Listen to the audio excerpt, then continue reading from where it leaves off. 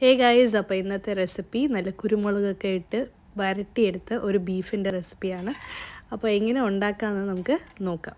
അപ്പോൾ അതിന് വേണ്ടിയിട്ട് 1/2 കിലോ ബീഫിലോട്ട് ഉപ്പും മഞ്ഞൾപ്പൊടി, ജിഞ്ചർ ഗാർലിക് ചോപ്പ് ചെയ്തത്, കറി ലീവ്സ്, പച്ചമുളക്, പിന്നെ അതിൻ്റെ കൂടെ ഈസ്റ്ററിൻ്റെ meat masala, black pepper powder.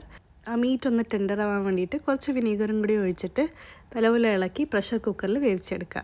Beef വരട്ടിയെടുക്കാൻ വേണ്ടിയിട്ട് ഒരു പാനിൽ വെളിച്ചെണ്ണ, പെരിഞ്ജീരകം, ചില്ലി ഫ്ലേക്സ്, വേപ്പില, ജിഞ്ചർ ഗാർലിക് ഇതൊക്കെ ആഡ് ചെയ്തിട്ട് നല്ലപോലെ ഒന്ന് സോട്ട് ചെയ്തെടുക്കുക. പിന്നെ 1 large onion that is thinly sliced. The more the onions, the better the taste. ഈ ഒരു റെസിപ്പിയിൽ വേറെ സ്പൈസ് പൗഡേഴ്സിൻ്റെ അധികം ആവശ്യമില്ല. I'm just using only Eastern meat masala because everything is there in that. Now it's time to add in the beef pieces. Now reduce the flame to low and slow cook it for another 20 to 30 minutes and there is your delicious beef varattu ready. അപ്പോൾ അവസാനമായിട്ട് കുറച്ച് curry leaves, green chilli, പിന്നെ pepper powder to end it up. And I must tell you guys, this is one അടിപൊളി recipe. Do try it out.